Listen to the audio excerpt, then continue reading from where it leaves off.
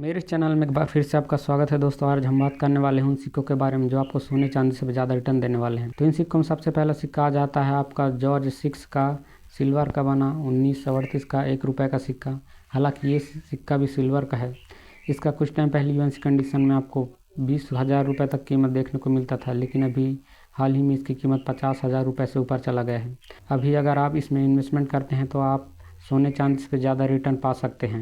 ऐसा नहीं है कि अगर चांदी की कीमत डाउन हो गया तो इसकी कीमत भी डाउन हो जाएगी। इस फील्ड में इस तरीके से कुछ नहीं होता। अगर एक बार कीमत बढ़ गया तो कम होने के चांस बहुत कम होते हैं। और अगर चांदी का रेट बढ़ा तो चांदी पे इन्वेस्टमेंट करने पर जितना रिटर्न मिलेगा उससे डबल रिटर्न इसमें मिल जाता है। उसके बाद आपका अगला सिक्का आ जाता है निकल धातु का बना 1970 का बॉम्बे मिंट का सिक्का। इसका कीमत कुछ टाइम पहले 10,000 था, लेकिन अभी इसकी कीमत 30,000 हो गया है। अगर आप इसमें इन्वेस्टमेंट करते हैं तो कुछ ही महीने या सालों में 50,000 से ऊपर चला जाएगा। उसके बाद आपका अगला सिक्का आ जाता है ₹2 का कॉपर निकल का बना शिवाजी महाराज का। इस सिक्के का कुछ टाइम पहले यूएनसी कंडीशन में 2,000 रुपये कीमत थी, लेकिन अभी बढ़कर इसकी कीमत 5,000 रुपये हो गया है।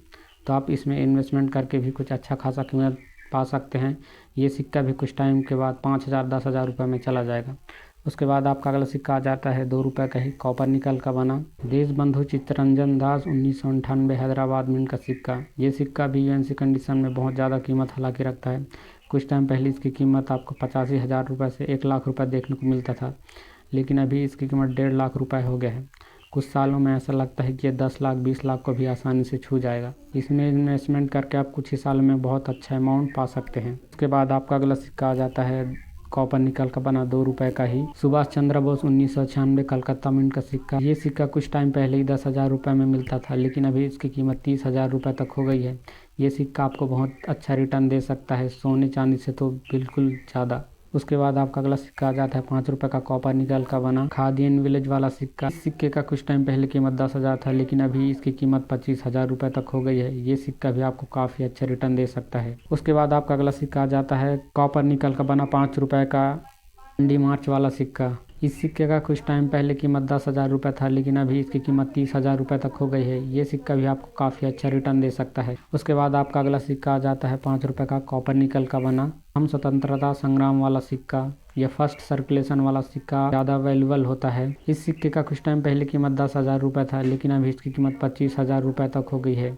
ये सिक्का भी आपको काफ़ी अच्छा रिटर्न दे सकता है। उसके बाद आपका आखिरी और लास्ट सिक्का आ जाता है ₹5 का कॉपर निकल का बना लोकमान्य बाल गंगाधर तिलक जी का।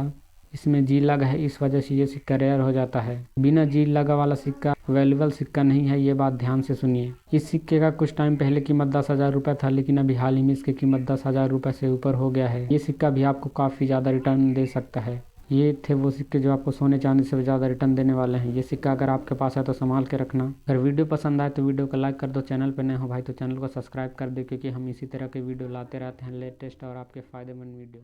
धन्यवाद।